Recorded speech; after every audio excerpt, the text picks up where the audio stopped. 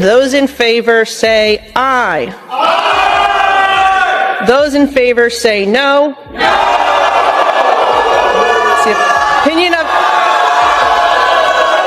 It's the opinion of the chair that the ayes have it and the resolution is agreed to, and without objection, the motion to reconsider is laid on. The air inside Congress was heavy with anticipation as Ilhan Omar rose to speak once more. Her tone measured, her eyes reflecting both resilience and fatigue. She spoke of her journey, the obstacles she has faced, and the criticism that continues to shadow her career. At first, it sounded like a moment of reflection, a call for empathy and understanding. But as her speech shifted toward personal grievance, the mood in the chamber began to change. Representative Lisa McClain, sitting nearby, had heard enough, interrupting the rhythm of Omar's remarks. She delivered a pointed and unapologetic response that cut through the emotion with precision. What followed was one of the most striking exchanges of the session, a confrontation between sentiment and substance, where McClain made it unmistakably clear that personal pain does not erase public accountability. Is anyone surprised that I am being targeted? Is anyone surprised that I am somehow deemed unworthy to speak about American foreign policy? Or that they see me as a powerful voice that needs to be silenced?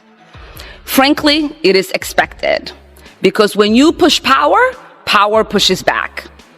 There is an idea out there that I do not have objective decision making because of who I am, where I come from, and my perspective.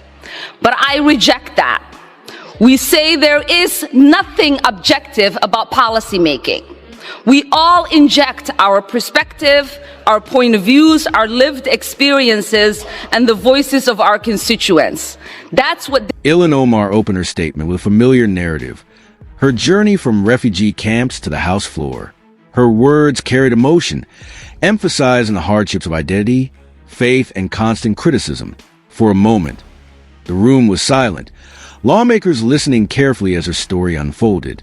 But as her remarks turned toward claims of harassment and unfair treatment, the tone began to shift. Quiet murmurs rippled through the chamber. Then Lisa McClain stood to respond. Her delivery was steady, deliberate. She acknowledged Omar's story but drew a clear boundary between criticism and persecution. In this chamber, she said, we are judged by our actions and our words, not by our backgrounds. She reminded everyone that public office demands resilience, not retreat, and that accountability is not discrimination. McClain's closing line resonated across the room. Leadership is not about seeking sympathy. It's about answering to those who elected us. The atmosphere turned reflective, her calm authority commanding the moment. Thank you, Mr. Speaker. And to use that logic, well, then all those people should have just said sorry and we'd move on, right? But no, we don't do that. And let me tell you, I take a little bit of offense to what the hell is wrong with me. I'll tell you, there's nothing wrong with me. I took an oath to defend the Constitution, and that's exactly what I'm going to do. Again, I'm not going to apologize for it. I'm going to hold the Constitution, and it's very simple. We really shouldn't even have this debate. If you break the law and you follow due process, there are consequences to your actions, even if you say sorry. So we can try all of the diversion tactics that we would like. It doesn't change the fact that someone broke the law and that someone should be held accountable. It is disappointing, Mr. Speaker, that their own party can't hold them accountable, that they have such hypocrisy. When Omar attempted to answer back, her frustration was visible. She argued that her remarks had been twisted, her intent misunderstood. But Lisa McClain did not waver. No one is misquoting you, she replied evenly. We're addressing the words you chose. The silence that followed was sharp. McClain explained that disagreement is not hostility and scrutiny is not oppression. Too often, she said, leaders deflect legitimate criticism by labeling it as bias. True respect, she continued, is earned through transparency and honesty, not through appeals for sympathy. To make her point, McClain cited specific examples of Omar's past comments that had drawn national backlash, statements that Omar later claimed were taken out of context. These weren't fabrications, McClain said, her tone steady. They were your own words. Each pause deepened the impact, revealing a pattern that spoke louder than politics. In that moment, even Omar seemed to sense that this confrontation was different, one rooted not in hostility, but in unflinching accountability. Thank you, Mr. Speaker. We've heard from my colleagues the reasons why the Representative Omar should be removed from this committee, but I feel like all the reasons have not just yet been stated, which is why I rise to add for the record. We've heard about the comments that were made regarding anti-Semitism and anti-Israeli views, but I rise to add to the record that as a member of the Foreign Affairs Committee, I've sat there and heard the representative actually spew anti-American rhetoric as well. Is anyone surprised that I am being targeted? Is anyone surprised that I am somehow deemed unworthy to speak about American foreign policy? Or that they see me as a powerful voice that needs to be silenced? As the exchange continued, Lisa McClain shifted her tone, no longer challenging but instructive. She spoke about the essence of leadership, the ability to face uncomfortable truths with humility and grace. Real leaders, she said, don't hide behind emotion or identity. They confront their mistakes and learn from them. Heads nodded quietly across the chamber as McClain's words resonated. She emphasized that the American public does not seek dramatics or self-defense. They seek honesty, strength, and moral clarity. Omar countered, insisting that her critics were motivated by prejudice. But McClain's response was measured and firm. This discussion isn't about who you are, it's about what you've done. The statement landed like a gavel. She reminded everyone that scrutiny is a foundation of democracy, not a weapon of discrimination. As Omar's composure faltered, McClain's calm logic filled the space, dismantling emotion with reason, one fact at a time. Surprised that I am being targeted? Is anyone surprised that I am somehow deemed unworthy to speak about American foreign policy? Or that they see me as a powerful voice that needs to be silenced?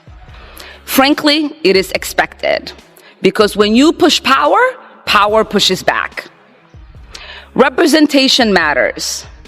Continuing to expand our ideas of who is American and who can partake in the American experiment is a good thing. The confrontation reached its most powerful moment when Lisa McClain turned directly toward Omar and said, "You cannot divide a nation and then lament the division." The line cut through the noise of politics like a blade through glass. The entire chamber went still.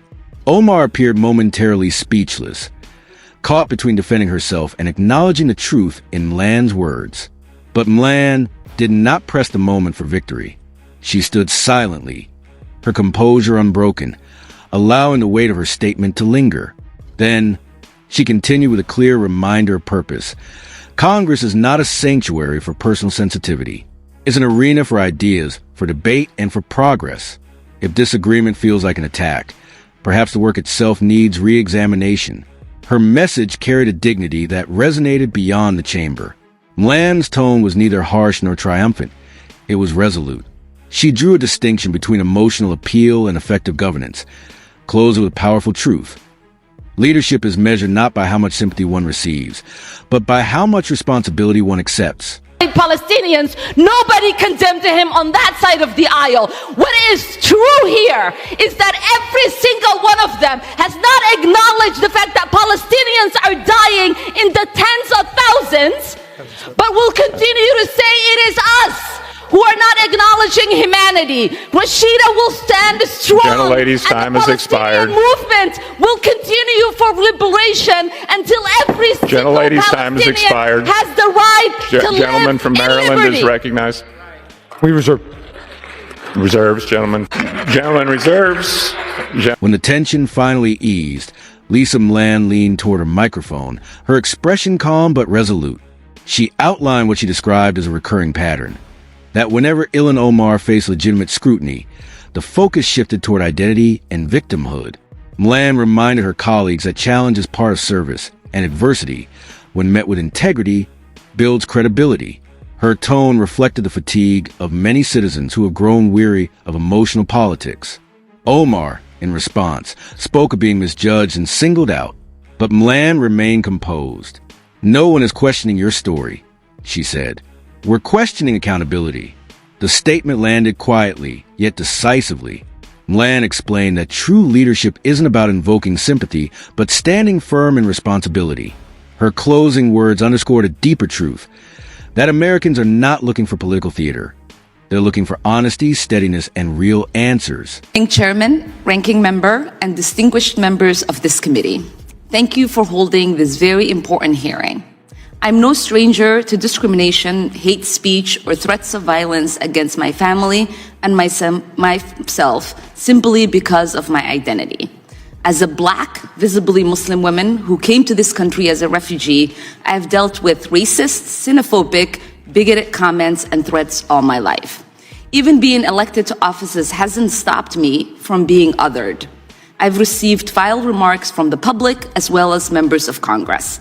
Sadly, I am just one of millions of Americans across this country who have experienced discrimination and attacks. Gentleman reserves. Gentlelady from Michigan is... By the closing moments of the session, Lisa McClain spoke without hesitation. She noted how, time and again, Ilhan Omar's response to criticism seemed to rely on emotion rather than explanation. When politics becomes performance, McClain said, the people begin to lose faith. Her observation reached beyond the chamber. It reflected a growing frustration with political theatrics in general. The discussion turned from personality to principle. McClain redirected the focus toward solutions, questioning why divisive rhetoric so often replaced genuine dialogue. She warned that victimhood, when used as a shield, undermines the struggles of those who truly suffer. Empathy, she said, should inspire accountability, not excuse it. Her closing remarks were powerful yet controlled. It is not oppression to be held responsible for your words, she stated firmly. The tone of the entire hearing shifted in that instant. What began as an emotional standoff had transformed into a broader reflection on ethics and public duty. McClain's composure and precision left a lasting impression, crystallizing one essential truth.